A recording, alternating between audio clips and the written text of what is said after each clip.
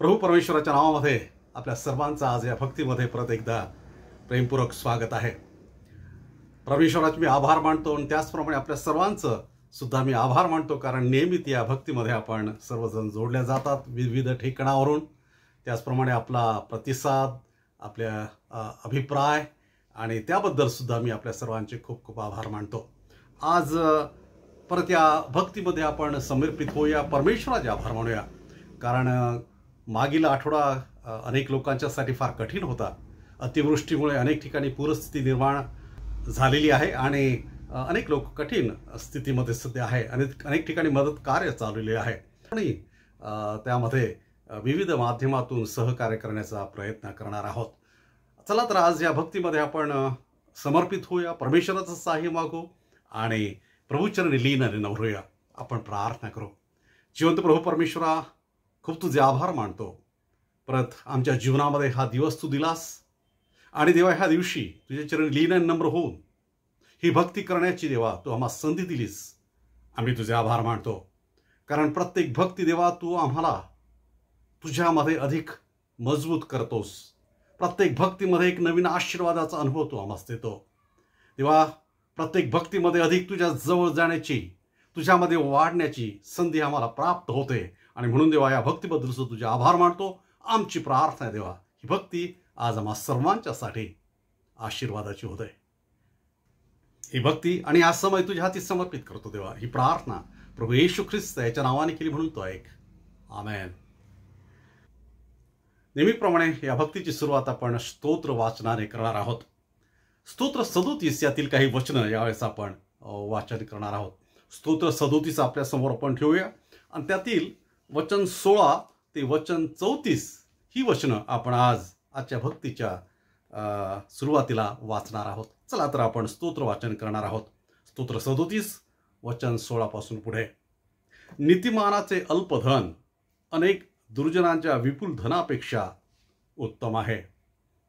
दुर्जनांची बाहू मोडतील, पण नीतिमानांचा आधार परमेश्वर आहे। सात्विकांच्या दिनचर्येकडे परमेश्वराचे लक्ष असते, त्याचे वतन सर्व काळ टिकेल। ते विपत्काली लज्जित होणार नाहीत, ते दुष्काळाच्या दिवसात तृप्त राहतील। दुर्जन तर नाश पावतील, परमेश्वराचे वैरी कुरुणाच्या क्षणिक शोभेसारखे होतील। ते नाहीतसे होतील, ते धुरासारखे नाहीसे होऊन जातील। दुर्जन उसने घेतो आणि परत करत नाही, नीतिमान उदारपणे वागतो व दान देतो। ज्यांना त्याचा आशीर्वाद प्राप्त होतो ते पृथ्वीचे वतन पावतील, ज्यांना त्याचा शाप लागेल त्यांचा उच्छेद होईल। परमेश्वर मनुष्याची गती स्थिर करतो आणि त्याचा मार्ग त्याला प्रिय आहे। तो पडला तरी सपशेल पडणार नाही, कारण परमेश्वर त्याला हात देऊन सावरेल। मी तरुण होतो आणि आता म्हातारा झालो, तरी नीतिमान निरश्चित झालेला किंवा त्याची संतती भिकेला लागलेली मी पाहिली नाही। तो नेहमी उदार असतो, तो उसने देतो, त्यांची संतती आशीर्वादित असते। वाईटापासून दूर राहा, बरे ते कर, म्हणजे तुझी वस्ती कायम राहील, कारण परमेश्वराला न्याय प्रिय आहे। तो आपल्या भक्तास सोडत नाही, त्याचे सर्व काळ संरक्षण होते, पण दुर्जनांच्या संततीचा उच्छेद होतो। नीतिमान पृथ्वीचे वतन पावतील, तिच्यात ते सर्वदा वास करतील। नीतिमानाचे मुख सुज्ञान वदते, त्याची जीभ न्याय उच्चारते। त्याच्या देवाचे नियमशास्त्र त्याच्या हृदयात असते, त्याचे पाय घसरणार नाहीत। दुर्जन नीतिमानावर टपलेला असतो व त्याला जीवे माराव्यास तो पाहतो। परमेश्वर त्याला त्याच्या हाती देणार नाही, त्याचा न्याय होईल तेव्हा तो त्याला दोषी ठरवणार नाही। परमेश्वराची प्रतीक्षा कर व त्याच्या मार्गाचे अवलंबन कर, म्हणजे तो तुझी उन्नती करून तुला पृथ्वीचे वतन देईल। दुर्जनांचा उच्छेद झालेला तू आपल्या डोळ्यांनी पाहशील। इथपर्यंत देवी प्रभू वचने आपल्या सर्वांसाठी आशीर्वादित करो।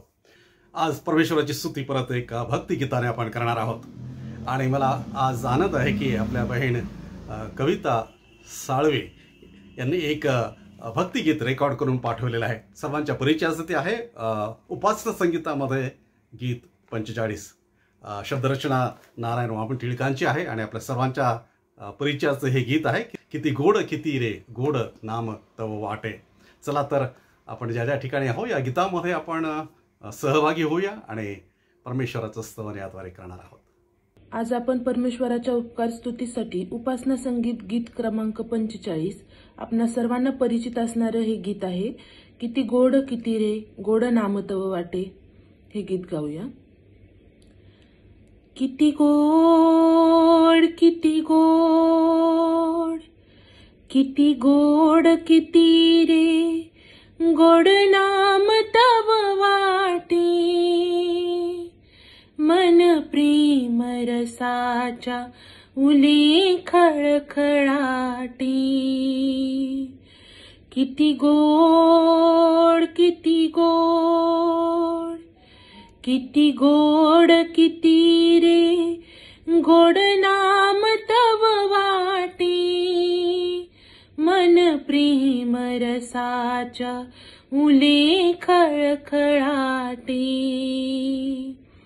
किती गोड किती गोड सहवास पुरे तव ह्यास स्वर्ग मग येशू नच दुजा दाखवी चरण तुझे आशू. सहवास सहवास पुरे तव ह्यास स्वर्ग मग येशू नच दुजा दाखवी चरण तुझे आशू. रथपटी तुझी गोमटी मूर्ती वसलेली ती उभीच माझ्या पुढे असो केली. ती उभीच माझ्या पुढे असो केली. किती गोड किती गोड किती गोड किती रे गोड नाम तव वाटे मन प्रेम रसाच्या उले खळखळाटे. किती गोड किती गोड तू प्रेम मूर्त तू प्रेम प्रेम तू देवा प्रभु रूपा येशी धरून येशू नावा. तू प्रेम मूर्त तू प्रेम प्रेम तू देवा प्रभु रूपा येशी धरून येशू नावा. मनमना एक वासना तुझ्या सहजावे हे आयु येथले तुझेच ते व्हावे. हे आयु येथले तुझेच ते व्हावे. किती गोड किती गोड किती गोड किती रे गोड नाम तव वाटे मन प्रेम रसाच्या उले खळखळाटे. किती गोड किती गोड. देवाची स्तुती असो सुंदरशा भक्तिगीताबद्दल आणि त्याबद्दल मी बहीण कविता साळवी यांचे खूप खूप आभार मानतो. सुंदर गीत त्यांनी रेकॉर्ड केलेलं आहे आणि त्यांच्या गीताच्या सेवेबद्दल देव त्यांना नक्कीच आशीर्वादित करेल असा माझा विश्वास आहे. आजच्या वचनाकडे यावेळेस आपण लक्ष देणार आहोत आणि मला फार आनंद आहे आणि परमेश्वराचे मी आभार मानतो की परत आज आपले ज्येष्ठ बाळासाहेब रेव्हरंड डॉक्टर प्रमोद घमकर हे वचनाची सेवा करणार आहे आणि म्हणून नेत्र आपण परमेश्वराकडे लावूया आणि देवाच्या वचनाने आपण आशीर्वादित होऊया. चला तर आपण देवाचं वचन ऐकू. शालोम. देवाची शांती आपणा सर्वाबरोबर असो. ह्या दिवसामध्ये जागतिक बातम्या आपल्या हातात आहेत. आपल्या फोनवरून आपल्याला सर्व बातम्या जिथं कुठे आपण आहोत जगाच्या कानाकोपऱ्यात, खेड्यापाड्यामध्ये, तिथं आपल्याला पाहायला मिळतात, ऐकायला मिळतात. उदाहरणार्थ खेळांच्या बाबतीत, संगीतांच्या बाबतीत, त्यामध्ये चाललेले चढाओढ आणि त्यामध्ये कोण आघाडीवर आहे, कोण जिंकणार आहे, वगैरे वगैरे वगैरे. आणि त्याचबरोबर मनुष्य हा किती पुढे जात आहे आणि संशोधनामध्ये, विज्ञानामध्ये वगैरे वगैरे सर्वच बाबतीमध्ये तो किती आघाडीवर आहे ह्याच्याही बातम्या आपल्याला त्यावर मिळतात.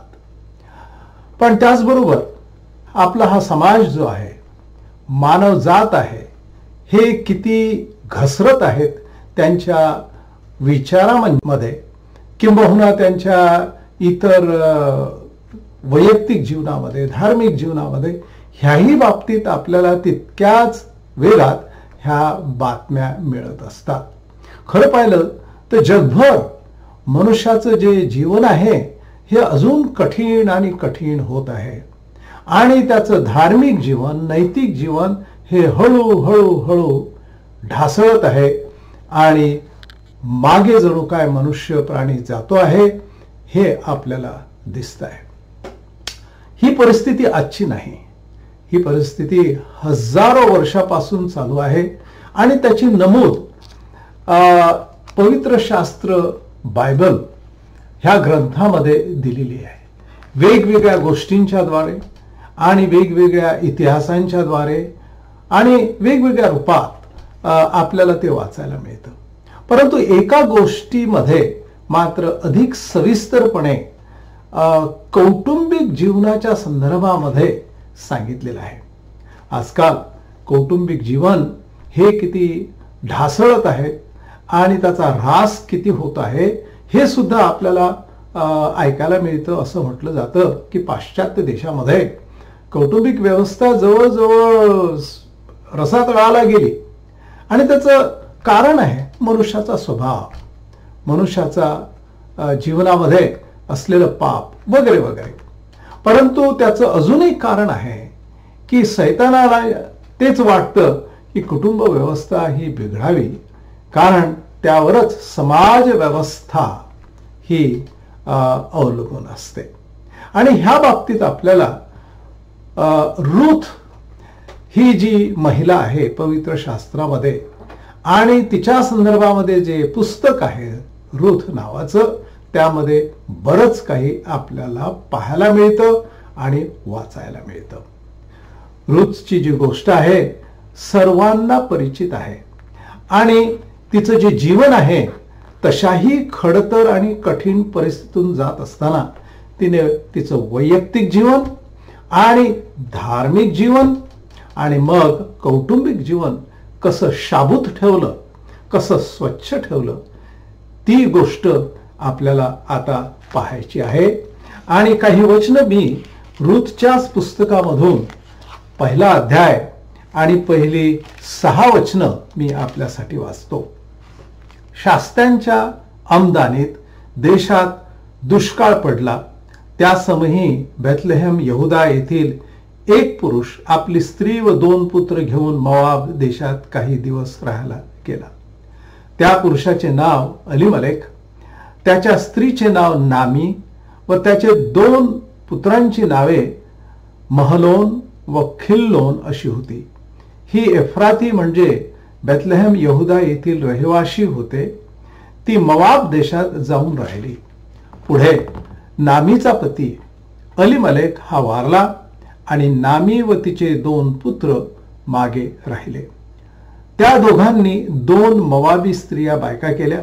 एकीचे नाव अर्पा व दुसरीचे नाव रूथ असे होते. ती तेथे सुमारे 10 वर्ष राहिली. नंतर महलोन आणि खिल्लोन हे दोघे मरण पावले. त्याप्रमाणे नामी आपले 2 मुलगे व आपली पती यास अंतरली. परमेश्वराने आपल्या लोकांचा समाचार घेऊन त्यास अन्न दिले आहे असे वर्तमान तिला मोआब देशात कळले. तेव्हा त्या देशातून आपल्या 2 सुनासह परत जाण्यास ती निघाली. 1 पर्यंत हा पूर्ण अध्यायच आता ह्या पुस्तकाचा एक प्रारंभ आहे. आणि आता रूथ ह्या नावाच्या महिलेचा प्रस्तावना, त्याची प्रस्तावना ह्या ठिकाणी आपल्याला दिसते. त्या अगोदर आपल्याला दिसतं की अलीमलेक आणि नामी आणि त्यांची 2 मुलं ह्यांच्या संदर्भामध्ये सुरुवातीला सांगितलेलं आहे की हे कुटुंब कुठं होतं, कुठं राहायचं. बेथलेहेम यहुदा ह्या ठिकाणी ते राहायचे. ते यहुदी लोक होते.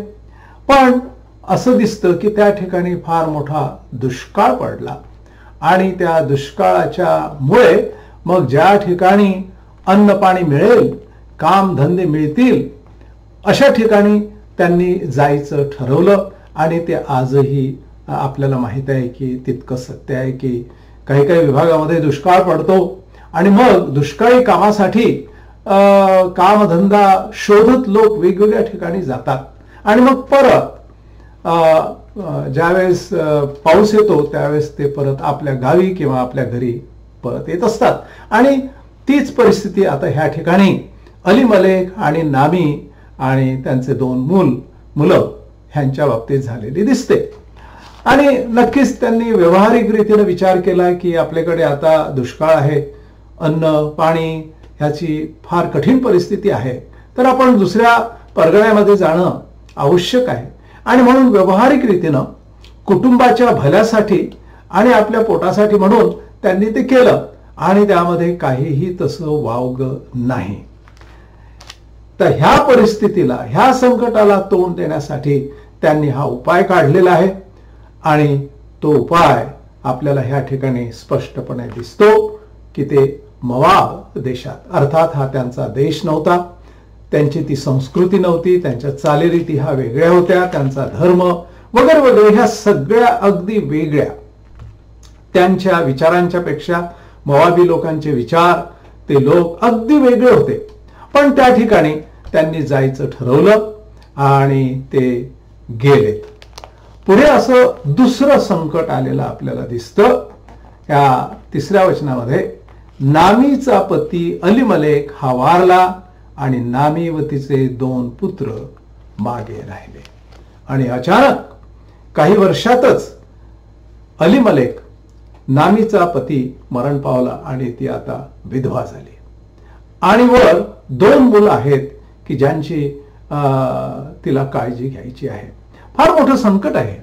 दुष्काळाचं संकट हे आपल्याला समजतं, आपण परिचित आहोत त्याच्या बाबतीत. आणि त्या बाबतीत आपल्याला हेही माहित आहे की निदान तरी साधारणतः 1 वर्षानंतर परिस्थिती बदलते, पाऊस येतो, पीक पाणी येतं आणि मग पुन्हा परिस्थिती चांगली होते. पण हे जे दुसरं संकट आहे की तिचा पतीच मरण पावला, हे फार मोठं संकट आहे. आणि विधवेचं जीवन कोणत्याही समाजामध्ये हे सोपं नाही आहे, फार कठीण आहे. आणि अशा परिस्थितीमध्ये सुद्धा तिने एक कोणताही शब्द देवाच्या विरुद्ध काढलेला नाही. इतकंच केवळ नव्हे, परंतु आपल्या नवऱ्याच्याही विरुद्ध काढलेलं नाही. असं की कशाला मला माझ्या नवऱ्याने आमच्या कुटुंबाला इकडे आणलं किंवा देवाने हे संकट कशाला येऊ दिलं, असा एकही ब्रशब्द आपल्याला ह्यामध्ये आढळत नाही. परंतु 4थ्या वचनामध्ये मात्र अजूनच पुढे आपल्याला संकट दिसतात.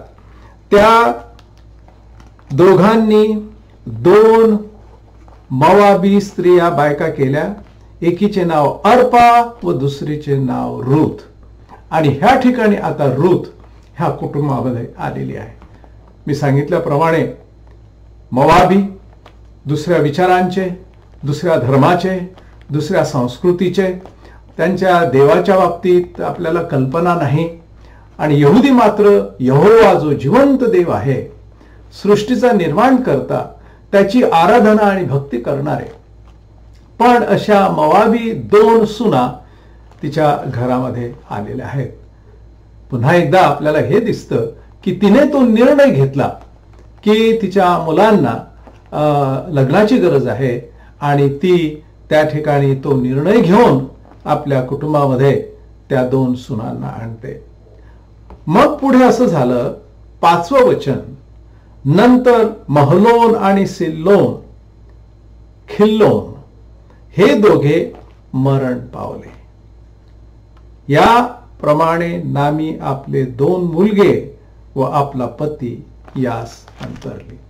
आणि मग अचानकपणे तिचे 2 मुलं हे मरण पावलेत. आता ह्या ठिकाणी पहिलं संकट आपल्याला दिसतं दुष्काळाचं. दुसरं मोठं संकट म्हणजे तिचे पती तो मरण पावला. आणि मग आता तिसरं संकट म्हणजे 2 मुलगे, तरुण मुलगे की ज्यांचं लग्न झालेलं आहे आणि जवळजवळ 10 वर्षापर्यंत ते जगलेत. आणि असं दिसतं की मग तेही मरण पावले. मला असं वाटतं की हे संकटावर संकट येत गेले तिच्या जीवनामध्ये. आणि जरा परिचित वाटतं. आपल्यापैकी पुष्कळांना असं वाटतं की माझ्या जीवनामध्ये संकटावर संकटच येत आहे, केव्हा संपतील. आणि हे असे संकट आहेत की ज्याला त्याच्या पलीकडे उत्तरच नाही. उदाहरणार्थ पती मरण, 2 तरुण मुलं मरण, आणि त्याच्यानंतर काय मग उत्तरच नाही त्याला. कोणीही त्याला उत्तर देऊ शकत नाही. एवढंच आपण म्हणतो की देवाला माहित आहे, हे कसं घडलं माहित नाही, त्याची इच्छा होती, त्याने त्यांना नेलं, बस एवढंच उत्तर. त्याच्या पलीकडे कोणत्याच प्रकारचं ह्या संकटावर उत्तर आपल्याला दिसत नाही. आणि तरीही मात्र तिच्या तोंडून देवाच्या विरुद्ध अजूनही काही निघालेलं नाही आहे की देवानेच आम्हाला इकडे आणलं आणि देवानेच आता हे एवढे मोठमोठे संकट आले, देव आम्हाला विसरला किंवा देवाचं आमच्याकडे लक्ष नाही, असं काहीही ती बोलत नाहीये. फक्त त्याच्यानंतर एका ठिकाणी तिने असं म्हटलेलं आहे 13व्या वचनामध्ये, माझ्या मुलींनो, तुमच्यामुळे मी मनस्वी कष्टी होत आहे, परमेश्वराचा हात मजवर पडला आहे.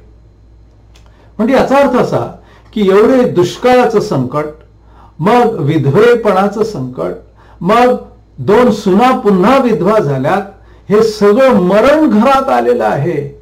आणि त्यामुळे एवढं हे मरणाचं संकट पेलवत असताना ती देवाला त्याचा दोष देत नाही, फक्त एवढंच म्हणते की परमेश्वराचा हात मजवर पडला आहे.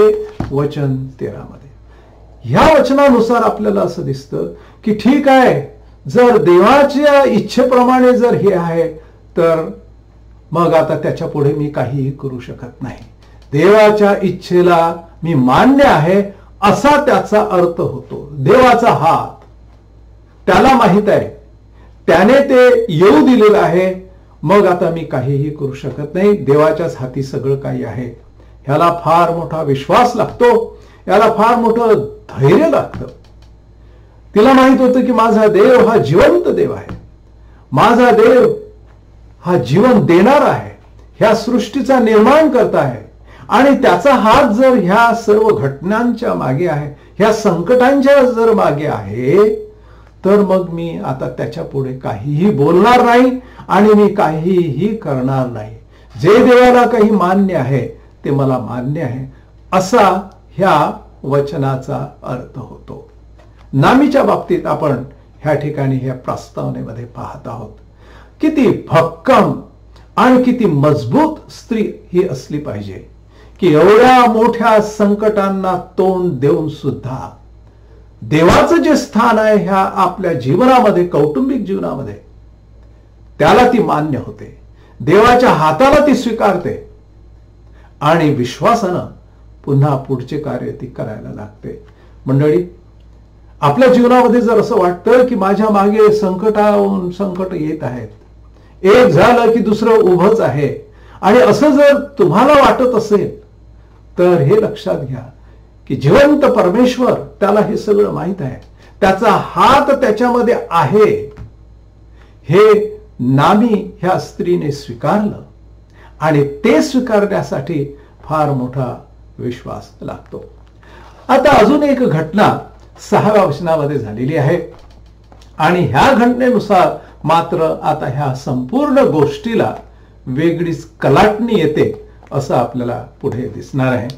6 वचनामध्ये असं सांगितलं की परमेश्वराने आपल्या लोकांचा समाचार घेऊन त्यास अन्न दिले आहे असे वर्तमान तिला मोआब देशात कळले, तेव्हा त्या देशातून आपल्या दोघी सुनासह परत जाण्यास ती निघाली.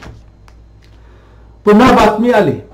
अर्थात त्याही काळी हजारो वर्षांच्या पूर्वी सुद्धा बातम्या आणि समाचार येत होते आणि त्याप्रमाणे लोक आपलं जीवन जगत होते. आजकाल सुद्धा वेगवेगळ्या प्रकारचे समाचार येतात, वेगवेगळ्या प्रकारच्या बातम्या येतात. आणि आता ही जी बातमी आहे ही जरा चांगली आहे, आनंदाची आहे. आणि ती अशी की बेथलहम किंवा यहुदा देशातला जो दुष्काळ आहे तो आता गेलेला आहे. त्या ठिकाणी सर्व प्रकारची रेलचेल आहेत. अन्न आणि वस्त्र आणि पाणी आणि ह्या ज्या गोष्टी आहेत ह्या आता उपलब्ध होत आहेत. ही बातमी, ही न्यूज तिने ऐकली आणि मग ज्यावेळेस तिने ती न्यूज ऐकली त्यावेळेस तिने एक निर्णय घेतलेला आहे आणि तो निर्णय आपल्याला ह्या 6व्या वचनामध्ये आपण वाचलेला आहे. पण ह्या सर्व निर्णयाच्या अगोदर ह्या बातमीमध्ये पहिलाच शब्द असा आहे की परमेश्वराने आपल्या लोकांचा समाचार घेतलेला आहे आणि आता त्या ठिकाणी दुष्काळ गेलेला आहे. परमेश्वराने समाचार घेतला म्हणजे आपल्याला असं दिसतं की नामी ही एवढ्या मोठ्या संकटांच्या मधून जात असताना एक नव्हे मोठाले असे संकट की ज्याला उत्तर नाही एकामागून एक तिच्या जीवनामध्ये आले आणि आता मात्र तिने ऐकलं. परंतु पहिला शब्द आहे, पहिली गोष्ट त्यामध्ये अशी आहे की परमेश्वराने समाचार घेतला आणि दुष्काळ गेला. ती व्यावहारिक रीतीनं असा विचार करू शकली असती की आता दुष्काळ गेला, सगळं काही आता चांगलं आहे, मग चला आपण परत जाऊ आपल्या मायदेशी. तो तिचा विचार दिसत नाही. तिचा विचार परमेश्वरावर अवलंबून आहे. कारण ह्या ठिकाणी असं म्हटलेलं आहे की तिने ऐकलं की परमेश्वराने समाचार घेतला आणि दुष्काळ हा घालविलेला आहे आणि त्या आधारे ती आता ठरवते आणि निर्णय घेते. दुष्काळ गेला म्हणूनच नाही, परंतु परमेश्वराने तो घालविला आहे म्हणून ती म्हणते की आता परत मी माझ्या मायदेशी जाणार. यावरून पुन्हा एकदा तिचा खंबीर विश्वास, विश्वासानं ती किती खंबीर महिला आहे हे आपल्याला दिसतं. संकटांना तोंड देण्याची शक्ती तिच्याकडे कशामुळे होती? काही काही महिला नैसर्गिक रीतीनंच खंबीर असतात, कोणत्याही संकटांना कदाचित त्या तोंड देऊ शकतात. परंतु ह्या ठिकाणी नामी नावाची महिला खंबीर आणि मजबूत आहे. तिचा नवरा मेला, तिचे 2 मुलं मरण पावले, दुष्काळी परिस्थितीतून ती आली, तरी ती मजबूत आणि खंबीर आहे. त्याचं कारण असं की ती परमेश्वराकडे पाहते, परमेश्वराच्या हाताच्या मार्गदर्शनाकडे पाहते. संकट आली तरीच परमेश्वराचा हात त्याच्यामध्ये आहे. आता दुष्काळ गेला, परत जायची वेळ आली तरीही परमेश्वराचाच हात त्याच्यामध्ये आहे. म्हणून मग ती निर्णय घेते की मी आता परत जाईन. मला वाटतंय फार सुंदर ह्या ठिकाणी आपल्याला शिकण्यासारखं आहे. तिने आपलं लक्ष संकटांच्या वर, एकामागून एक जी संकट आली, दुःख आली, त्रास आला, वेदना आल्या वगैरे वगैरे, आणि हे नैसर्गिक आहे. मनुष्य त्या संकटांच्या वर एवढं लक्ष देतो की कधी कधी आपण सगळं काही विसरतो आणि कधी कधी देवाला सुद्धा मनुष्य विसरतो. आणि त्याही पलीकडे म्हणजे संकटांच्यामुळे देवाच्यावरील विश्वास कमी होतो, कधी कधी कमकुवत होतो आणि कधी कधी तर पूर्णच निघून जातो संकटांच्यामुळे, दुःखांच्यामध्ये. पण हिच्या बाबतीत मात्र वेगळं झालं. तिने संकटांच्याकडे लक्ष दिलं नाही, संकटांच्याच कडे फक्त पाहत गेली नाही. हो, संकट आले हे तिने स्वीकारलं, संकटाच्या ज्या वेदना आहेत त्याही तिला माहित होत्या, तिने ते स्वीकारल्यात. पण त्याही पलीकडे त्याच्यावर तिचं सर्वात महत्वाचं जे लक्ष होतं ते देवावर होतं, परमेश्वरावर होतं. आणि म्हणून तिने जे ऐकलं ते हे की परमेश्वराने आता भेट घेतलेली आहे, दुष्काळ गेला. पुष्कळदा आपण फक्त दुष्काळ गेला ह्याकडे लक्ष देऊ शकतो. हे संकट आहे आणि हे संकट आता गेलं, चला जाऊया. परंतु तिने त्या समाचारामध्ये, त्या न्यूजमध्ये किंवा जी बातमी तिला मिळाली त्या बातमीमध्ये तिने दुष्काळ गेला हे तर ऐकलंच, परंतु कोणामुळे तो गेला? परमेश्वरामुळे गेला. परमेश्वराचा हात पुन्हा एकदा आलेला आहे, आशीर्वाद दिलेला आहे, हे तिने त्या बातमीमध्ये ऐकलं. मला असं वाटतं की तुम्हाला आणि मला ह्याच्यामध्ये फार सुंदर मार्गदर्शन आहे की कधी कधी आपलं लक्ष पूर्णतः त्या दुःखावर आणि संकटावरच जातं आणि त्यामुळे मग आपलं संपूर्ण जीवन ग्रासून जातं. नव्हे ते संकट आणि दुःख तेच आपल्याला ग्रासून टाकतात आणि आपले विचार, आपलं मन आणि कधी कधी विश्वास हा खाऊन टाकतात. नामीबाईने तसं होऊ दिलं नाही. ह्या संकटातून, दुःखातून जात असताना सुद्धा तिने तिचा लक्ष आणि तिचा विश्वास परमेश्वराकडेच लावून ठेवला आणि परमेश्वराकडेच ती पाहत राहिली आणि परमेश्वराच्याच मार्गदर्शनाप्रमाणे तिने चालण्याचं ठरवलं. आणि मग आता तिने निर्णय घेतलेला आहे ह्या 6व्या वचनात सांगितल्याप्रमाणे. वर्तमान तिला कळले तेव्हा त्या देशातून आपल्या दोघी सुनासह परत जाण्यास ती निघाली. आणि आपल्याला आता दिसतं की त्या सगळ्या जणी परत आपल्या मायदेशी जात आहेत. अर्थात ह्या 2 सुना ज्या आहेत त्यांच्यासाठी हा त्यांचा माय देश नाही, पण तरीही त्या सुद्धा जायला निघालेल्या आहेत. आणि पुन्हा ह्या ठिकाणी तिने देवाच्या मार्गदर्शनाकडे लक्ष दिलेलं आपल्याला दिसते. ह्या ठिकाणी ती म्हणते 8व्या वचनामध्ये, नामी आपल्या दोघी सुनास म्हणाली, तुम्ही दोघी आता आपापल्या माहेरी जा. तुम्ही जशी मृतावर व मजवर माया केली तशी परमेश्वर तुम्हावर करो. पुढे ती म्हणते, परमेश्वर करो आणि तुम्हास पतिगृह प्राप्त होऊन विसावा देवो. पुन्हा ह्या ठिकाणी आता पुढचं जीवन जगायचं आहे. आता पुन्हा मायदेशी परत जायचं आहे. पण ह्या सर्व निर्णयांच्या मध्ये, नामीच्या जीवनामध्ये, नामीच्या विचारांच्या मध्ये, नामीच्या शब्दामध्ये काय आहे? परमेश्वर आहे.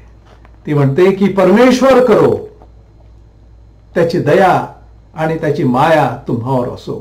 परमेश्वर करो की पुन्हा तुमचे घर आणि तुमचे संसार प्रस्थापित हो, अशी ती सदिच्छा व्यक्त करते. कोणासाठी?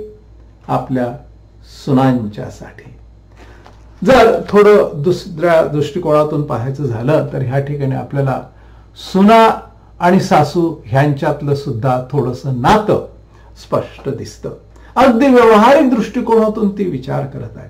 हो, ती धार्मिक बाई होती, ती देवाला चाहणारी होती, देवाचा हात ती जेथे कुठे आहे ती समजणारी होती की देव कुठे कार्य करतो. आणि त्याचबरोबर ती आपल्या सुनांच्या बरोबर ती किती चांगल्या रीतीने वागते आणि त्यांना जे योग्य मार्गदर्शन आपल्या मुलींच्या सारखं देते, एक सासू या नात्यानं. आणि इतकंच केवळ नव्हे, परंतु त्यांचं भलं कशात आहे हे त्यांना ती सांगते. मला असं वाटतं की कधी कधी हे घडत नाही कुटुंबामध्ये आणि विशेष रीतीनं सासू आणि सुनांच्या मध्ये. कधी कधी तर असंही होतं की मी एवढ्या मोठ्या संकटातून जात आहे, माझ्यावर एवढं मोठं संकट कोलंबलेलं आहे, मी का कशाला यांची काळजी करू, मला काय परवा आहे, मी का म्हणून ह्यांना मार्गदर्शन देऊ, जे होईल ते हो, त्यांनी त्यांचं बघावं. पण ह्या ठिकाणी एक सासू या नात्यानं त्यांना मुलीसारखं ती वावरते, वागविते आणि त्यांना तसं मार्गदर्शन करते. फार सुंदर एक कौटुंबिक धडा सुद्धा आपल्याला ह्यावरून दिसतो. आणि सर्वात मोठी गोष्ट सुरुवातीला मी सांगितल्याप्रमाणे की परमेश्वराचा हात हा मजवर आहे, मजवर पडला आहे. ही सर्वात मोठी गोष्ट ती ह्या ठिकाणी सांगून जाते. मला असं वाटतं की जरी आपल्या जीवनामध्ये संकट आले, दुःख आले, त्रास आले, असे संकट की ज्यांच्यावर आता उत्तरच नाही, असे संकट की आपलं भविष्य काय हेच आपल्याला समजत नाही, आणि ती परिस्थिती नामीवर आली असताना सुद्धा परमेश्वराच्या हाताची जाणीव तिने आपल्या जीवनामध्ये, आपल्या हृदयामध्ये सतत ठेवली. परमेश्वराला किंवा परमेश्वराच्या हाताच्या मार्गदर्शनाला ती कधीही विसरली नाही. आणि संकटांना तिने त्यामुळेच तोंड दिलं, आणि ती एक मार्गदर्शक नामी स्त्री म्हणून ह्या ठिकाणी आपल्याला दिसते.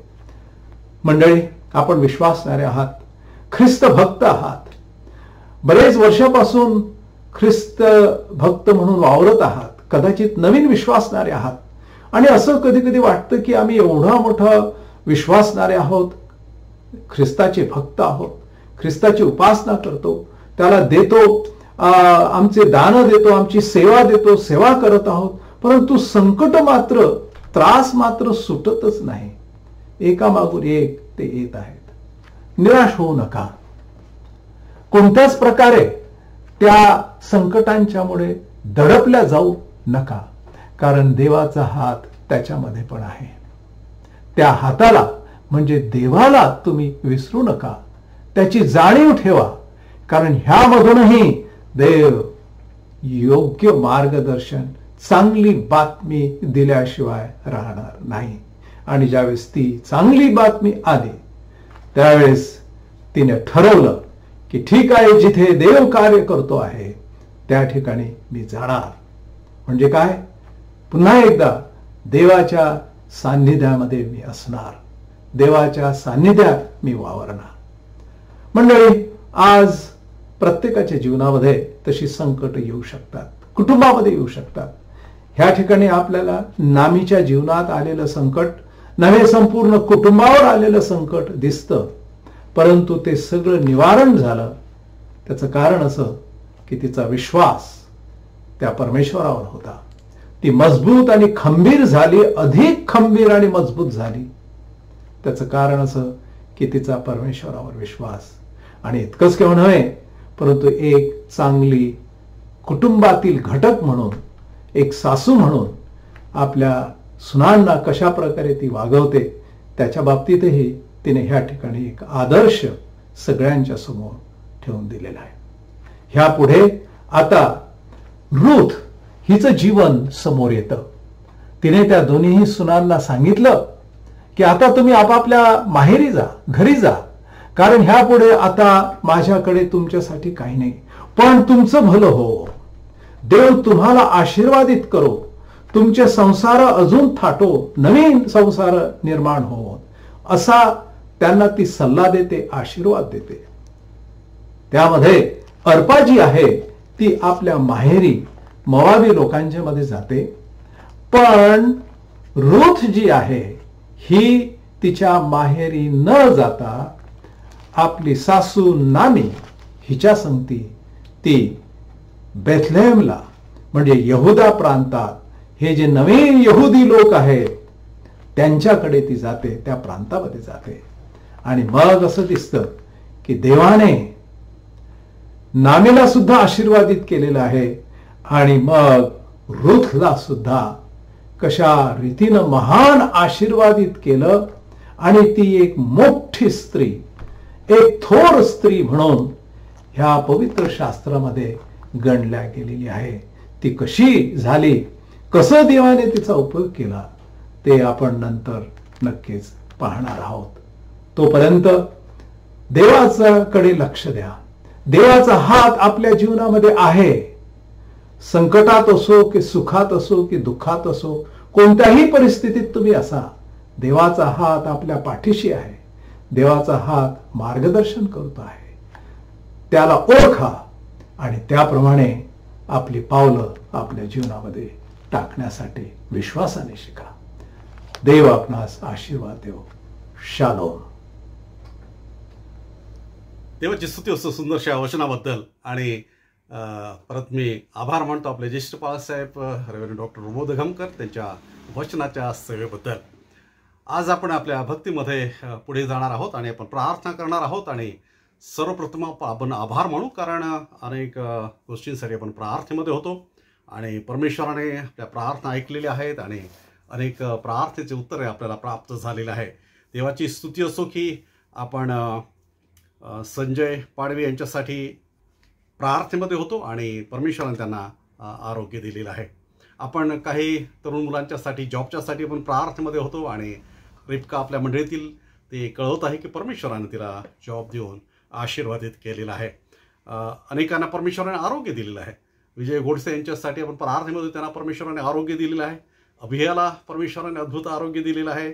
त्याचप्रमाणे पाडवी परिवारासाठी आपण प्रार्थनेमध्ये होतो आणि त्यांचा जो उपचार चालू होता हॉस्पिटलमध्ये तो यशस्वी झालेला आहे आणि परमेश्वराने त्यांना अद्भुत आरोग्य दिलं आहे मागील सप्ताहामध्ये. आणि यासाठी देवाची स्तुती आपण करूया.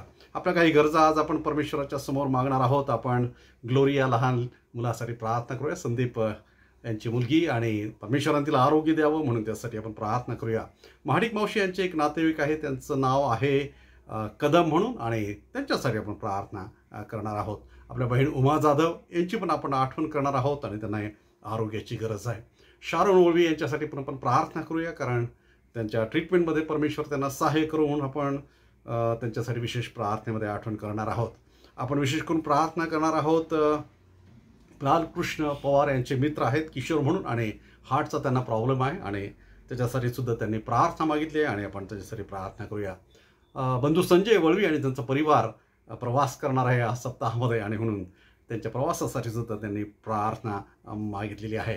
त्याचप्रमाणे विपुल आणि रचना यांची बेबी स्तुती तिचा साठी सुद्धा प्रार्थनेची गरज आहे आणि तिच्यासाठी सुद्धा आपण प्रार्थना करणार आहोत. आपण आपल्या सर्व तरुण मुलींसाठी सुद्धा प्रार्थना करणार आहोत. अनेक जॉबच्या सर्चमध्ये आहेत, अनेक लोक मुलं मुली इंटरव्ह्यूच्या प्रिपरेशनमध्ये आहेत आणि परमेश्वराने त्यांच्यासाठी अद्भुत मार्ग उघडे करावे आणि त्यांच्या जीवनामध्ये त्यांना अधिक परमेश्वराने आणि स्थिर करावं, आशीर्वादित करावं म्हणून आपल्या सर्व तरुण लेकरांच्यासाठी, त्यांच्या शिक्षणासाठी, त्यांच्या जॉबसाठी आपण प्रार्थना करणार आहोत. आपल्या काही परिवार त्यांना प्रार्थनेची गरज आहे. निकालजी परिवार आहे, त्याचप्रमाणे चव्हाण परिवार आहे, त्याच्यासाठी आपण प्रार्थना करूया. सिस्टर मनारे म्हणून आहे आणि त्यांच्या परिवाराला सुद्धा सहाय्याची गरज आहे, त्यासाठी सुद्धा आपण प्रार्थना करूया. आपल्या देशासाठी सुद्धा आपण प्रार्थनेमध्ये आहोत आणि सतत प्रार्थनेमध्ये आहोत. आणि विशेष करून मागील सप्ताहामध्ये महाराष्ट्रामध्ये अतिशय गंभीर स्थिती अतिवृष्टीमुळे निर्माण झालेली आहे आणि म्हणून अनेक ठिकाणी बचाव कार्य चालू आहे. अनेक लोकांचे परिवारातील लोक त्यांचं निधन झालेलं आहे आणि म्हणून अशा परिस्थितीच्या बिकट परिस्थितीमध्ये आपण आपल्या सर्व बंधू भगिनींसाठी प्रार्थना करूया आणि आपण त्यांच्यासाठी मदतीचा सुद्धा प्रयत्न करूया. जे काही मदत कार्य चालू आहे त्यासाठी सुद्धा आपण प्रार्थना करणार आहोत. चला तर आपण ज्या ज्या ठिकाणी आहोत त्या ठिकाणी प्रभूचरणी लीन नम्र होऊया. त्याचप्रमाणे यावेळेस मी प्रार्थनेमध्ये आठवण करणार आहे जे सर्वजण या प्रार्थनेमध्ये या भक्तीमध्ये जोडल्या गेलेले आहेत. आम्ही अनेक लोकांना ओळखत नाही, पण आपण नेहमीच या भक्तीमध्ये जोडल्या जातात. आपल्या सर्वांसाठी, आपल्या परिवारांच्यासाठी, आपल्या सर्व ज्या गरजा आहेत त्यासाठी सुद्धा मी यावेळेस तुमची आठवण करणार आहे. चला तर आपण प्रार्थना करू. जिवंत प्रभू परमेश्वरा, मी खूप तुझे आभार मानतो देवा, कारण परत एक संधी तुझ्या चरणी ही प्रार्थना घेऊन येण्याची तू दिलीस. आम्ही तुझे आभार मानतो. आम्ही तुझे आभार मानतो, तुझी स्तुती करतो देवा की आम्ही प्रार्थनेमध्ये होतो आणि देवा तू आमच्या प्रार्थना ऐकल्यास. हो प्रभू, आम्ही प्रार्थनेमध्ये होतो संजय पाडवी यांच्यासाठी, त्यांना तू आरोग्य दिले आहे त्याबद्दल आम्ही तुझे आभार मानतो. आम्ही आभार मानतो देवा, कारण आम्ही आरोग्यासाठी प्रार्थनेमध्ये होतो. अभिया ह्याच्यासाठी विशेष करून आम्ही तुझी स्तुती करतो, त्याला तू आरोग्य दिलेलं आहे. आम्ही देवा पाडवी या परिवारासाठी आणि विशेष करून त्यांच्या ट्रीटमेंटसाठी, उपचारासाठी तो हॉस्पिटलमध्ये सुरू होता देवा, त्यांना तू आरोग्य दिलेलं आहे. उपचार तू यशस्वी होऊ दिला त्याबद्दल आम्ही तुझे आभार मानतो. या परिवाराला तुझ्या सहाय्याची गरज आहे देवा. कृपा करून यापुढे सुद्धा पाडवी परिवाराला विशेष तुझं सहाय्य पुरव अशी नम्र प्रार्थना यावेळेस मी करत आहे. प्रभू मी तुझी स्तुती करतो बंधू विजय गोडसे यांनाही तू आरोग्य दिलेलं आहे आणि यापुढेही त्यांना तू सहाय्य कर अशी प्रार्थना आज आम्ही करत आहोत. प्रभू आज आम्ही विशेष करून प्रार्थना करतो ग्लोरी ह्या लहान लेकराच्यासाठी. देवा कृपा करून त्यांना तू आरोग्य दे आणि ह्या संपूर्ण परिवाराला विशेष तू येणाऱ्या दिवसामध्ये सहाय्य करत आहोत. मी प्रार्थना करतो देवा आज कदम या बंधूंसाठी त्यांना आज आरोग्याची गरज आहे. कृपा करून आरोग्य पुरव. मी प्रार्थना करतो देवा बंधू किशोर यांच्यासाठी आणि जे काही हार्टचा प्रश्न आहे प्रभू देवा कृपा करून देवा सर्व काही त्यांचा उपचार तू यशस्वी होऊ दे. मी प्रार्थना करतो देवा स्तुती ह्या छोट्या बालकेसाठी तिला तुझं आरोग्य दे. मी प्रार्थना करतो देवा संजय वळवी यांच्यासाठी या परिवारासाठी कारण हा प्रवास करणार आहे या आठवड्यामध्ये आणि देवा कृपा करून तुझं संरक्षण त्यांना लाभू दे. मी प्रार्थना करतो प्रभुदेवा आमच्या सर्व तरुण मुलं आणि मुलींच्यासाठी. अनेक प्रभुदेवा शिक्षणाच्या प्रयत्नामध्ये आहे आणि प्रयत्न करत आहे नोकरीसाठी देवा. हो प्रभुदेवा आमची प्रार्थना आहे त्यांच्यासाठी तुझे मार्ग तू मोकळे कर. त्यांच्यासाठी प्रभुदेवा योग्य आणि स्थिर असं जीवन त्यांना तू प्राप्त होऊ दे. त्यांच्या जीवनामध्ये त्यांना तू आशीर्वादित कर स्थिर कर अशी प्रार्थना आमच्या सर्व तरुण मुलांच्या आणि मुलींच्यासाठी करतो. या सप्ताहामध्ये अनेकांच्या इंटरव्ह्यूज आहे त्यामध्ये त्यांचं सहाय्य करत आहोत अशी प्रार्थना आम्ही करत आहोत.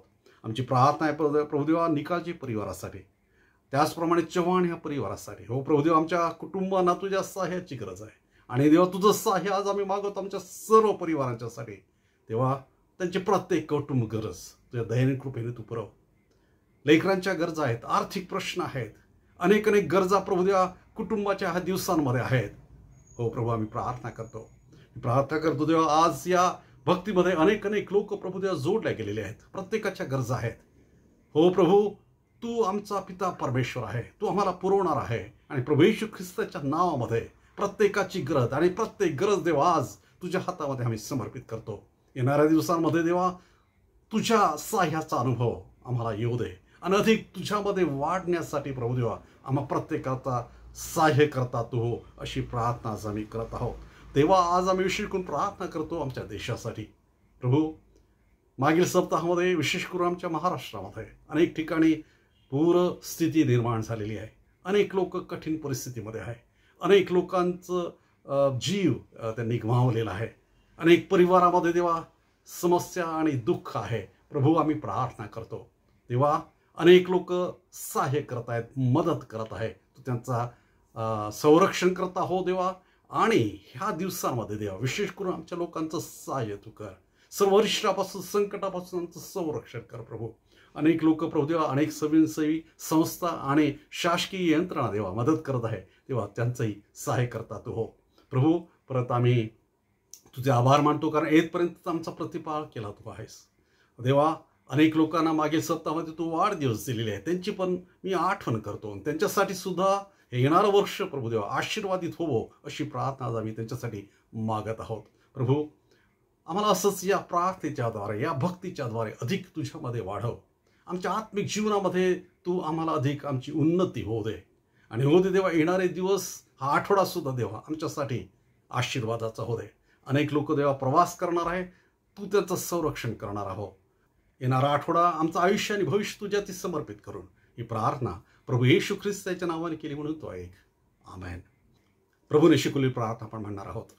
हे आमच्या स्वर्गातील बापा तुझे नाव पवित्र मानले जाव. तुझे राज्य येऊ जसे स्वर्गात तसे पृथ्वीवरही तुझ्या इच्छेप्रमाणे हो. आमची रोजची भाकर आज आम्हास दे आणि जसे आम्ही आमच्या ऋणास ऋण सोडतो तसेच तू आमची ऋणे आम्हास सोड आणि आम्हास परीक्षेत आणू नकोस तर आम्हास सर्व वाईटापासून सोडू कारण की राज्य सामर्थ्य आणि गौरव ही सर्व काळ तुझीच आहे. आमेन. आता देवाची प्रीती प्रभू येशू ख्रिस्ताची कृपा आणि पवित्र आत्म्याची सहभागिता आम्हा सर्वांबरोबर प्रभू येशू ख्रिस्त पुनरुपी येईपर्यंत आणि सदा सर्व काळ असो. आमेन. मंडळी असंच आपण यापुढे सुद्धा येणाऱ्या आठवड्यामध्ये प्रार्थनेमध्ये राहूया. आपले काही विषय असतील तर आपण आमच्या व्हॉट्सअप नंबरवर तुम्ही पाठवू शकता किंबहुना आजच्या यूट्यूब चॅनलवर सुद्धा तुम्ही पोस्ट करत असता आणि त्यामध्ये सुद्धा तुमच्या गरजा तुम्ही सांगू शकाल.